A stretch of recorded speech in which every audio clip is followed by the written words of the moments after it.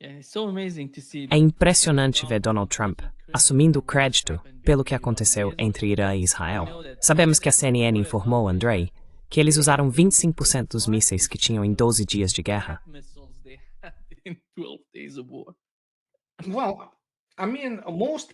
Bem, quero dizer, a maioria das pessoas, e novamente não se esqueça, existe algo que é obviamente um ditado muito famoso e é absolutamente verdadeiro.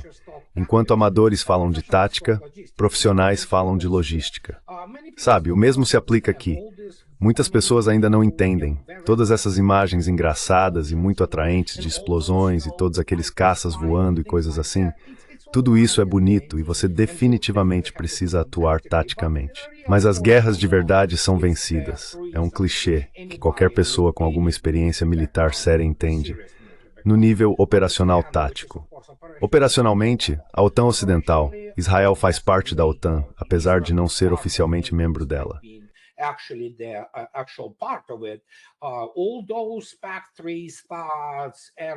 Todos esses PAC-3, SPADs, Arrows 1, 2, 3, seja lá o que for, é lixo.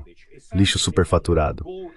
Basicamente, quando você olha até mesmo para, isso é realmente engraçado, o Jewish Institute for National Security of America é tipo, uau. Mas sim, eles realmente compilaram esse relatório e a eficácia em combate, ou melhor, a falta dela, das defesas israelenses e americanas ali, bem, é de 35%. É literalmente como se você não tivesse defesa aérea. É esse o nível de ineficácia. Mas as implicações e ramificações de tudo isso, você não consegue explicar para algum fã ou fã garota que assiste todo tipo de filme e vídeo sobre, assim, coisas verticais, sabe? Aqueles Chime Seal, SIGs, ou seja lá o que for. Olha isso, sabe, como é legal.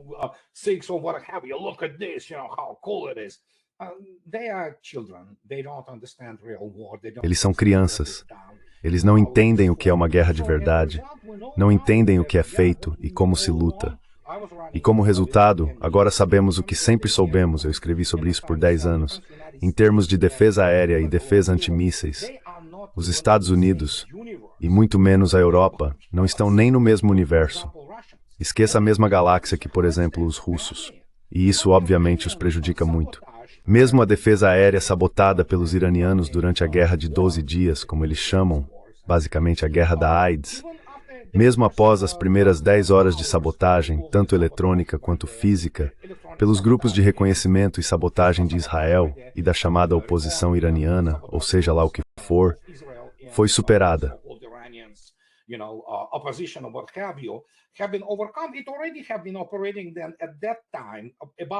Naquela época, já estava operando com cerca de 70% de sua eficácia, o que quero dizer, comparado ao que Israel fez, realmente cerca do dobro, para dizer o mínimo, obviamente.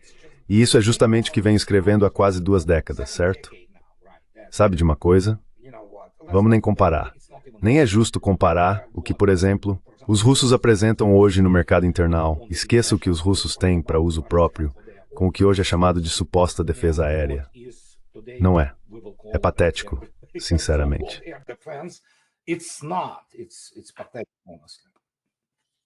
Em mais não ensinou foi a capitulação do Iêmen.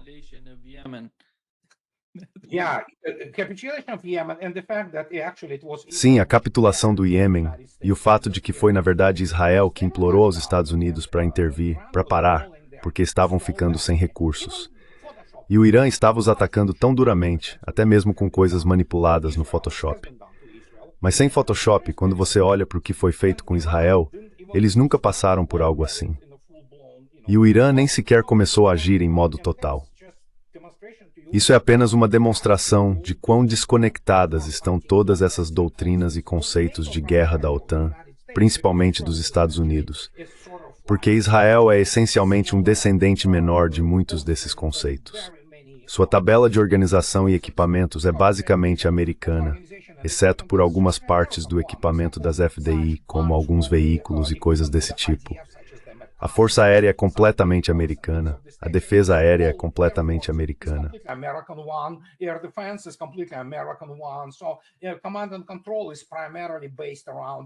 Então, comando e controle se baseiam principalmente em todos esses princípios e em parte do hardware dos Estados Unidos. Como resultado, você mesmo viu, o mundo viu. E sim, é só, se não for risível, Eles olham e pensam, eles estão falando sério? E é por isso que todo mundo entende que eles são tigres de papel. É por isso que os Estados Unidos, por exemplo, têm uma inclinação nuclear. Porque eu avisei sobre isso. Escrevi 4 livros sobre isso. Convencionalmente, os Estados Unidos são extremamente fracos. E é por isso que eles estão sempre nesse negócio de chantagem velada, que na verdade não funciona mais, porque a Rússia tem a vantagem nisso, especialmente em termos de sistemas de entrega. Então sim, quando eu digo que o Ocidente combinado, liderado pelos Estados Unidos, perdeu a corrida armamentista, isso não é hipérbole, eu falo sério.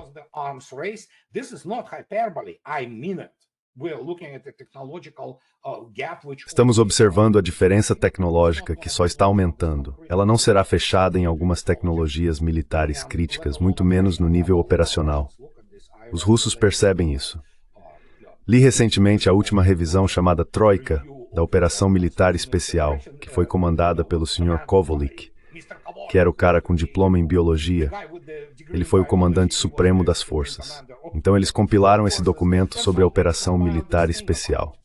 É um grande caso de dor de cotovelo em popa. Mas vamos colocar desta forma. Você olha para isso e percebe que não vai aprender nada. Eles não entendem que estão presos em 1990, enquanto o mundo, e especialmente forças armadas como a russa, avançaram e estão lutando em 2025. O exército ucraniano, mesmo hoje em sua forma basicamente destruída, é melhor do que qualquer exército da OTAN. É simples assim.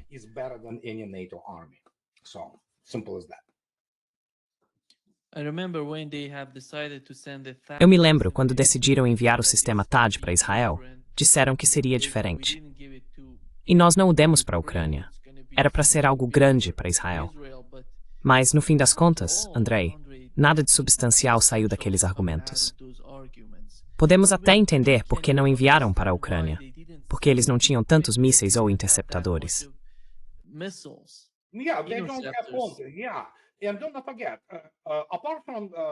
Sim, e não se esqueça, além de tentar impedir o ataque, ou os lançamentos do Irã, se preferir, ou os ataques, havia os destroyers da classe Arleigh Burke, que possuem 96 células, sistema de lançamento vertical, MK-41. Então eles estavam usando o SM-3, ou melhor, tentaram usar o SM-3 no modo antibalístico contra mísseis iranianos. Mas como já afirmei, no geral, o Irã simplesmente rompeu as defesas, e de forma significativa. Evidentemente, também não foi eficaz. E vimos também que da forma como até mesmo a Marinha dos Estados Unidos sobre a qual fiz um vídeo recentemente, a Marinha dos Estados Unidos é projetada, por assim dizer, novamente como uma força de 1990. Simples assim.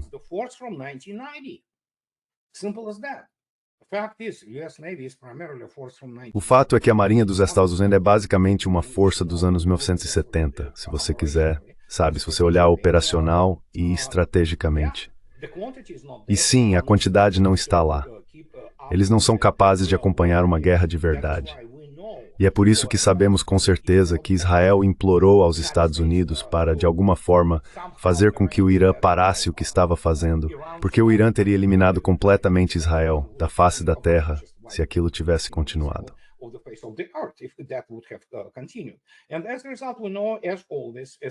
E como resultado, sabemos, como sempre acontece com qualquer narrativa ocidental, que tudo se resume precisamente a narrativas.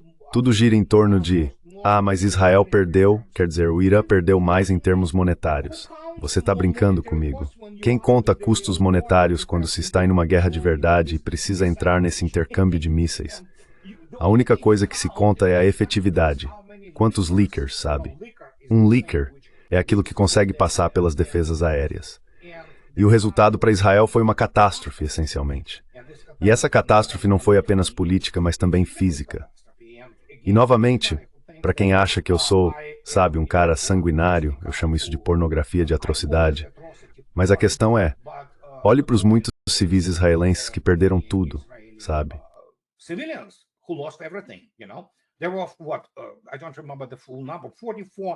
Houve, o que não me lembro o número exato, 44 mil solicitações às seguradoras só para a restauração das suas, você sabe, unidades habitacionais, apartamentos, casas e tudo mais. Então, o que fizeram com Gaza? Bem, adivinha? Gaza voltou para Israel como um bumerangue. E de repente você tem isso, e meu coração sangra por todos. Odeio ver civis sofrendo, sejam obviamente os gazenses, que estão sendo submetidos a genocídio pelos israelenses. Mas também, nem todos os israelenses são maníacos genocidas. Muitos são, mas não todos. E é como o que posso dizer? É uma tragédia. Mas, de novo, a única coisa que eles podem fazer agora é usar a narrativa para encobrir o atraso tecnológico dos Estados Unidos em termos de sistemas militares e de armamentos, e as consequências políticas disso. Mas agora temos o cara que quer o Prêmio Nobel da Paz, como já mencionei.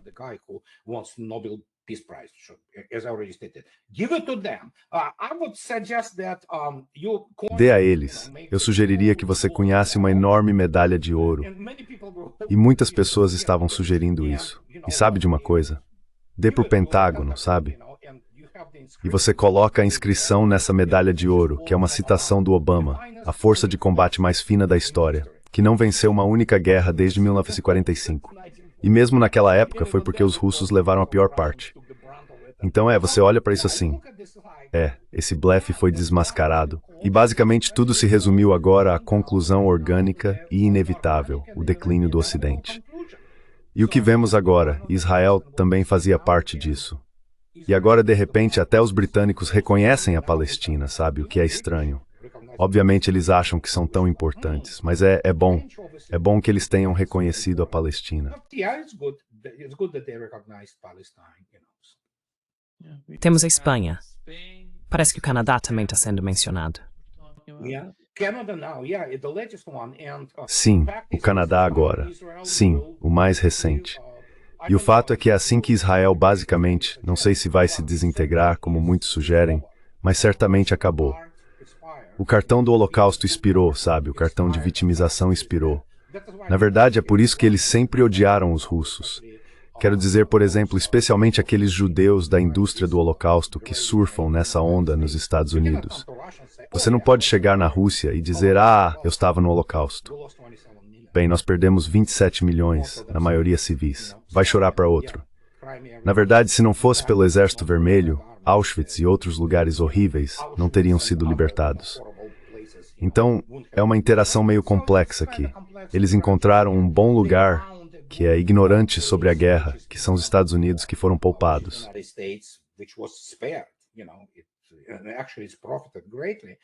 E na verdade eles lucraram muito com isso. Eles surfaram nessa onda, especialmente com Hollywood.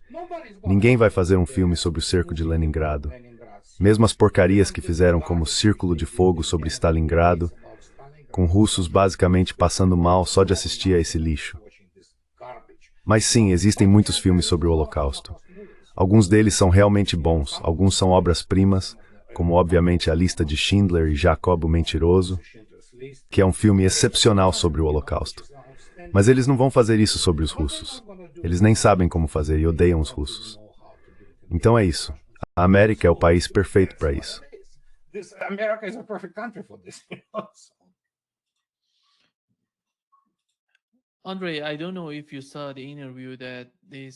Andrei, não sei se você viu a entrevista com esse coronel americano. Ele faz parte dos Boinas Verdes dos Astúrias. Ele foi para a Palestina e falou sobre o que tem testemunhado, o que viu lá. É inacreditável. Veja, não há moralidade. Não há nada ali a ser considerado pelos israelenses. E eles estão forçando aquelas pessoas que estão tentando alimentar e ajudar os outros a se comportarem da mesma forma. Ele disse que, dos 400 centros que forneciam ajuda ao povo de Gaza, reduziram para 4 centros, todos localizados nas zonas de combate, porque querem atrair as pessoas para lá, para atingi-las, para matá-las.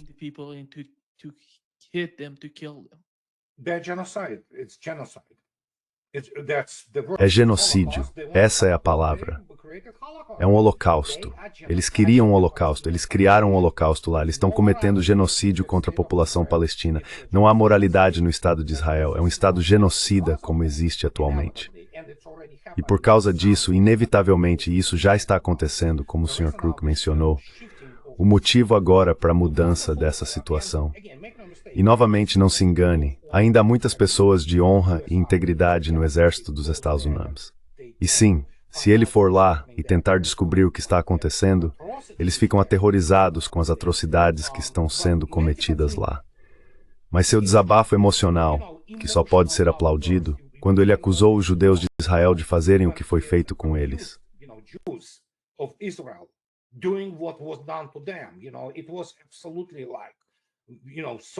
Sabe, foi absolutamente, tão carregado de emoção que sim, eles cometem genocídio. Eles matam civis palestinos de Gaza. Ponto final. E como resultado disso, o Sr. Netanyahu é um criminoso de guerra. E basicamente todo o gabinete, eles são criminosos. Criminosos contra a humanidade. E o que posso dizer? Talvez no final, apenas pelo peso do clamor inevitável, e talvez alguns judeus entendendo a moralidade, Israel possa deixar de existir completamente, sabe? Isso não significa que os árabes pelos quais, exceto pelo desprezo, não tenho nada além de desprezo pelos árabes e pelos governos árabes, sejam melhores. Eles são um bando de covardes e, sabe, corruptos, vendidos, traidores. Mas a questão é essa, sim.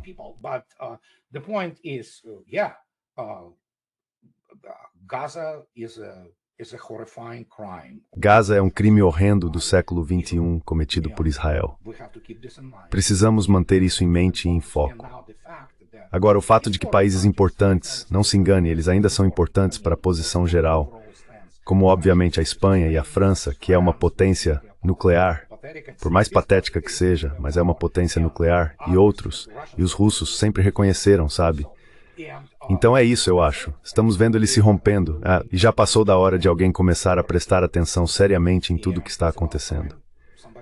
Enquanto isso, os Estados Unidos se mancharam completamente para sempre com seu apoio ao genocídio, e nada pode ser feito a respeito. É um país moralmente falido como existe hoje.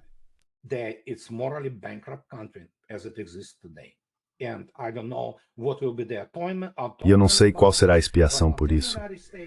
Mas enquanto os Estados Unidos tiverem 57 milhões de sionistas cristãos, cuja lealdade é a Israel e não aos Estados Unidos, e eles não são cristãos, quer dizer, qualquer coisa relacionada ao escopo da Bíblia e ao dispensacionalismo não é cristianismo, é um culto da morte. E enquanto os Estados Unidos tiverem essas pessoas com influência política séria, inclusive através da mídia, que, obviamente, muitos desses veículos de mídia são de propriedade de sionistas nos Estados Unidos. Bem, os Estados Unidos escolheram isso para si mesmos. São cúmplices de genocídio contra os palestinos. É simples assim.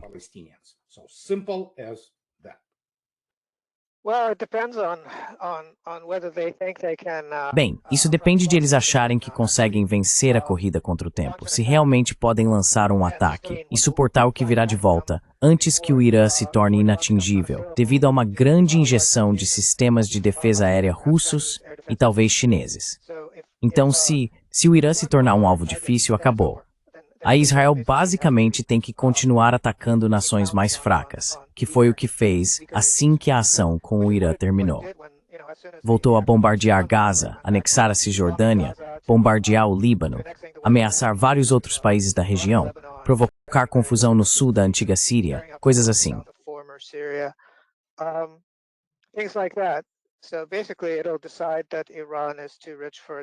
Então, basicamente, vai decidir que o Irã é um alvo difícil demais e vai escolher países mais fracos para atacar.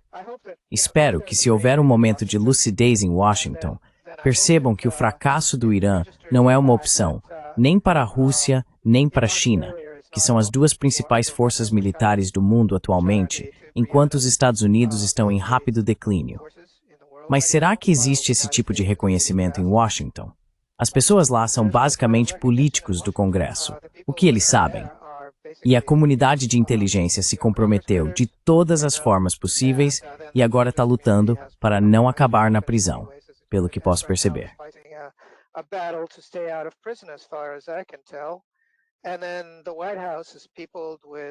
E então, a Casa Branca está cheia de bajuladores do Trump, porque Trump não aceita um não como resposta em nenhuma questão, seja qual for. Basicamente, as pessoas na Casa Branca são ótimos psicólogos, mas não sabem o que está acontecendo no mundo.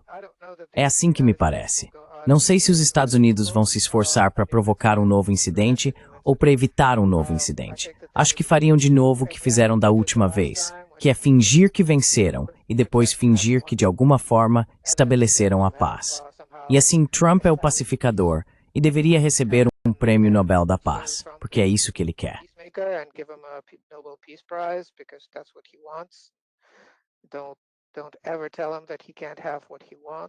Nunca diga a ele que não pode ter o que quer, esse tipo de coisa. Nada disso é muito sério. Espero que, por outro lado, os israelenses percebam que já tiveram sua chance de provar que poderiam enfrentar o Irã e demonstraram que não podem, que o Irã pode, quando quiser, destruir Israel sem armas nucleares. Portanto, se o Irã tem ou não armas nucleares é irrelevante. Ele tem foguetes suficientes para transformar Israel em um não-país. E Israel não consegue se defender, assim como os Estados Unidos e o restante da OTAN também não conseguem defendê-lo. Então, é basicamente isso.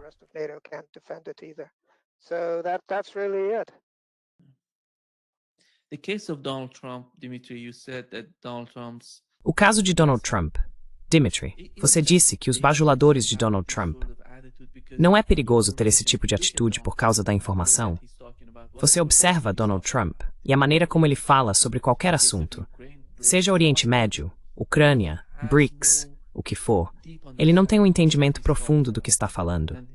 E ele quer que as pessoas o sigam, e como você mencionou, bajuladores, para seguir qualquer coisa que ele diga. Na sua opinião, isso não é perigoso?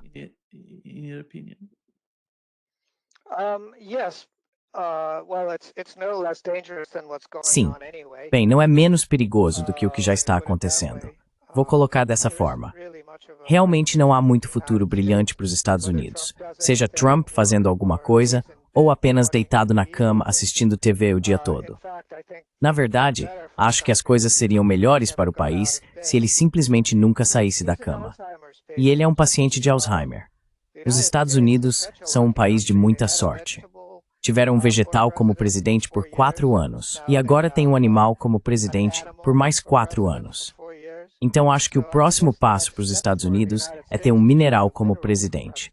Um presidente pedra de estimação, ou algo assim. Faria tanta diferença quanto. Se você ouvir ele falar, basicamente é só uma salada de palavras, e ele gosta de jogar uns números na conversa.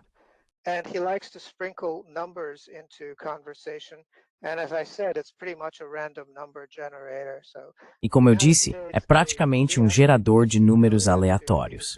Então os Estados Unidos deram 350 bilhões de dólares para os ucranianos, e ele não sabe para onde esse dinheiro foi. E ele continua falando sobre não saber para onde esse dinheiro foi. Ele poderia ter descoberto nesse meio tempo, mas não, ele realmente não está interessado. E então a União Europeia deu 100 bilhões de dólares. E aí, algumas das outras coisas notáveis que eu vi ele dizer são que os preços dos medicamentos nos Estados Unidos serão reduzidos em 1.500%. Ele realmente disse isso. Agora, nós sabemos um pouco de aritmética, certo? Então, o que acontece quando você dá um desconto de 100% em algo? Qual é o preço, então, certo? É zero. Como você pode ir abaixo de zero? As pessoas vão ser pagas para tomar remédios? É isso?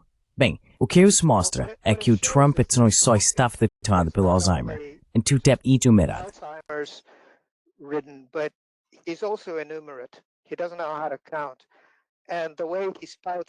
Ele não sabe contar.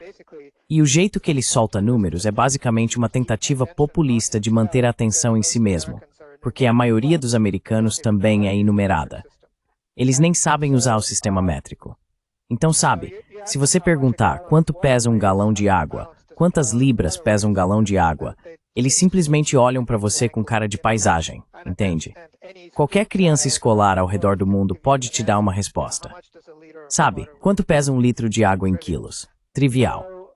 Então, essas pessoas gostam de números porque os números são mágicos. E o Trump pratica esse tipo de mágica, mas isso não significa nada de verdade. É só encenação. Nem chega a ser teatro. É circo.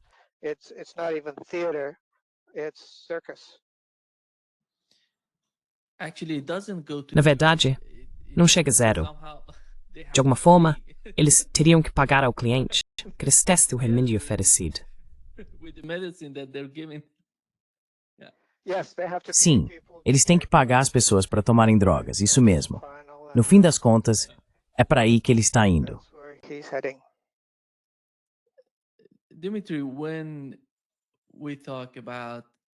Dimitri, quando falamos sobre os novos ataques, eu diria, ao BRICS, veja como eles sempre encontram algo para atacar o Brasil, por exemplo.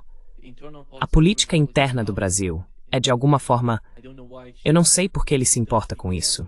Porque isso é uma preocupação para Donald Trump, a política doméstica aqui no Brasil. Porque parece que ele quer alguém como Milei na Argentina, no Brasil. Alguém totalmente alinhado com os Estados Unidos, que tenta sacrificar tudo em benefício dos Estados Unidos. Mas olhando para o quadro geral, e o que estamos testemunhando com o governo Trump, veja como eles estão tratando o Brasil. Tarifas de 50%. Eles vão atrás da Índia com 25%. Estão tentando pressionar a China.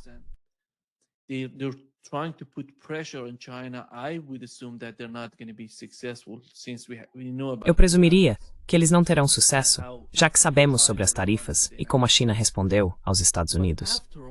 Mas afinal, olhando para o quadro geral, a maneira como, por meio dessas tarifas secundárias, estão tentando pressionar a Rússia, o caso do flanco sul da Rússia, e o que está acontecendo no Azerbaijão e na Armênia, eles atacaram o Irã. Observando o cenário, é um ataque aos BRICS.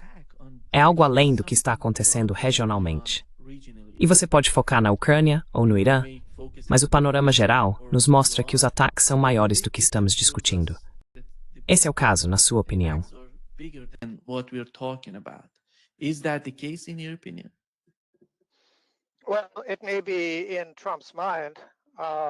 Bem, isso pode estar na cabeça do Trump, mas nada do que ele está tentando realmente funciona.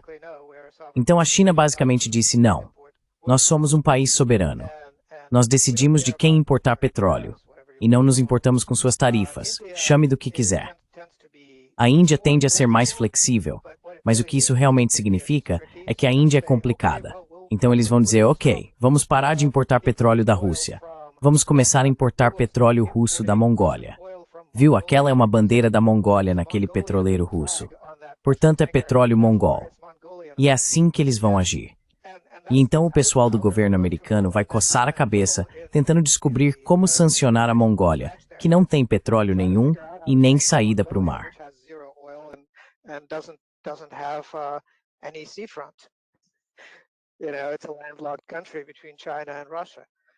Você sabe, é um país sem saída para o mar entre a China e a Rússia. Mas é assim que eles operam. E os resultados serão exatamente os mesmos, porque o ponto básico é que a Rússia exporta 3,5 milhões de barris de petróleo por dia, e não há petróleo para substituir isso. Agora, o Trump realmente disse uma das coisas mais absurdas que já ouvi, que é: a América tem petróleo de sobra, e podemos compensar isso. Podemos simplesmente abrir a torneira, etc. Ele não sabe o que está acontecendo. Ele não sabe que o campo petrolífero de Permian é o único que vinha mostrando algum potencial, e a taxa de perfuração lá caiu drasticamente. E com o xisto, qualquer diminuição na taxa de perfuração se reflete em uma queda na produção alguns meses depois. E não há como fazer esse petróleo voltar. Não há como fazer esse nível de produção voltar só com conversa.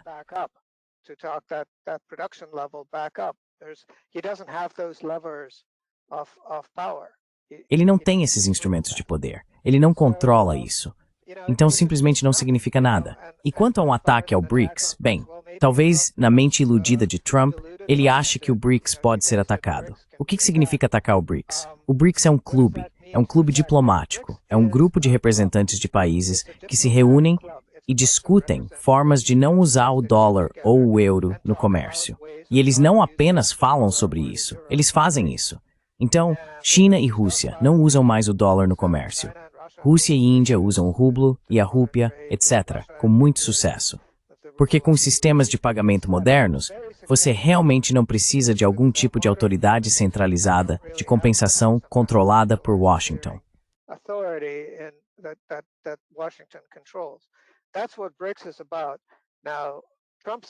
É disso que se trata o BRICS.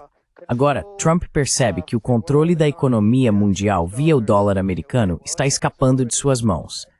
Bem, na verdade, esse controle já escapou, e não há nada que ele possa fazer para reverter isso. Então, é isso que está acontecendo com a China e a Índia, e possivelmente com a Turquia também. A Turquia é um grande ponto de transbordo para os recursos energéticos russos. Quanto ao Brasil, acho que Trump é amigo de Bolsonaro, e Lula não é amigo de Bolsonaro. Portanto, Lula é mau e deve ser destruído. É assim que a mente de Trump funciona. Mas o que isso realmente significa em termos de política, ou algo do tipo, eu não faço ideia.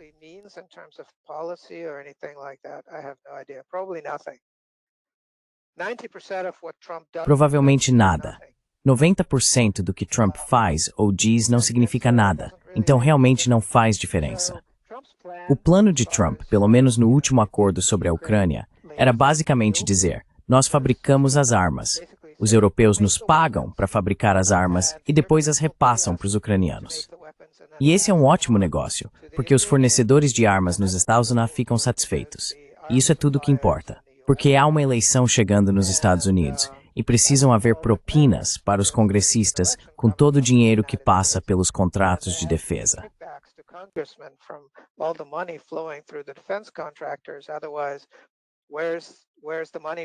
Caso contrário, de onde vai vir o dinheiro para a eleição dos apoiadores de Trump?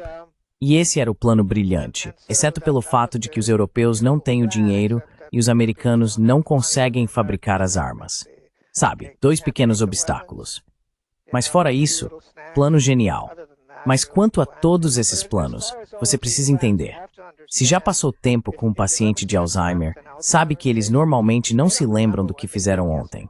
Então, será que Trump ainda se lembra de como foi a guerra com o Irã? Ou do acordo que ele negociou com Ursula? Ou do acordo que ele ofereceu aos europeus em relação às armas para a Ucrânia?